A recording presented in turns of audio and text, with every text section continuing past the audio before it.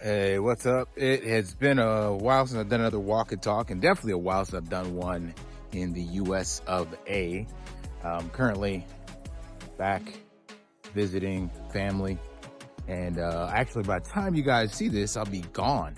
I'll already be in South America.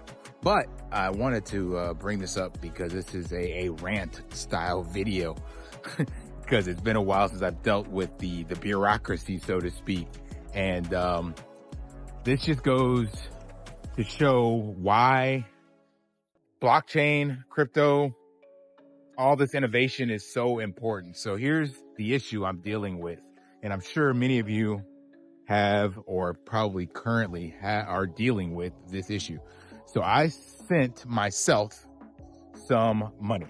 So I have two bank accounts at two top tier banks in the United States that I have banked with for more than 20 years. The accounts have been linked, no issues. And I sent myself from one account to another because the second one is more of an international account that I use. So since I'll be traveling, that ATM card allows me to get the ATM fees back. And typically you get better exchange rates at the ATM than you would if you were to bring cash into the country and do it at a money exchange. So I always use the ATM. Now, I only sent $1,200, again, to myself to linked accounts. This transfer I initiated on Saturday, I think. So of course, banks are closed. You gotta wait. So it's now been 5 days and it is gone from the main account, debited, and the receiving account shows it as quote unquote pending or hold. I'm sorry, it says hold, being held. So it has not been credited there. I don't have access to this money. It's literally in limbo land. Like, that makes no sense that it takes 5 days. It's actually gonna be longer than 5 days, calendar days. Yeah, it'll be 5 calendar days. Maybe that's only 3 work days or whatever, but it's still two accounts that I have held for more than 20 years. They belong to me. They're in USD. There's no conversion, no nothing. And yet I have to wait who knows how much longer to have this money actually show up and be credited.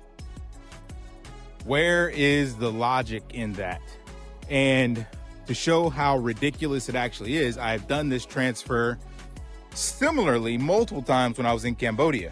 So I went from my major US bank account directly into Coinbase via a stable coin, so US dollar into USDC, took that into Coinbase and sent it on the base chain to Binance, which was my Cambodia account was linked to, and converted it from USDC to USDT, and then used the peer-to-peer process on Binance and had it paid out to my account in Cambodian real.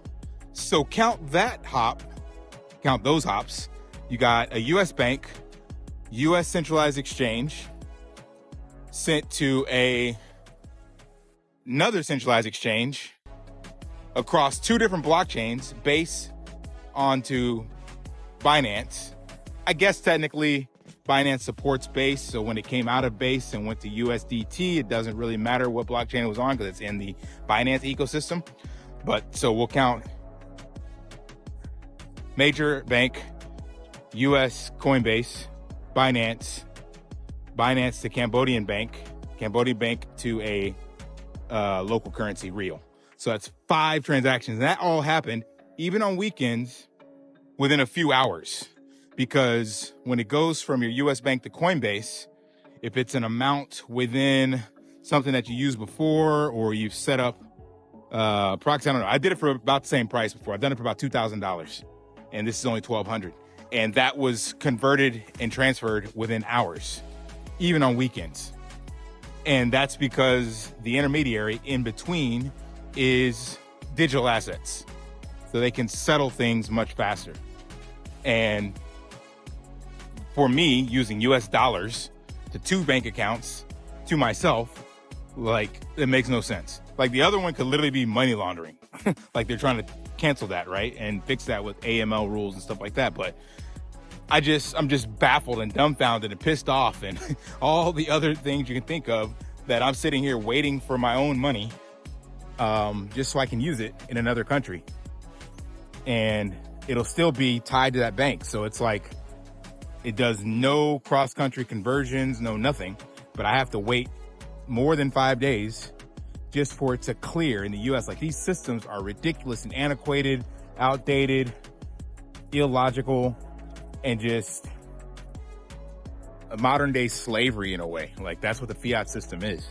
And it's just more and more evident to me. So I mentioned this to you guys in a video I did before, that yeah, I'm trying to get more and more unbanked, but it's so hard because, like, I want to have everything in Bitcoin, and moving to countries that have not made Bitcoin legal tender, shout out to Paraguay and El Salvador. But so you still have to somehow get your money out of the corrupt fiat Ponzi slavery system and into the local currency somehow. So yeah, it's me just voicing frustration and then showing that the solution is there. Bitcoin is the answer. Like, as the kind of cliche goes, Bitcoin fixes everything, and it truly does.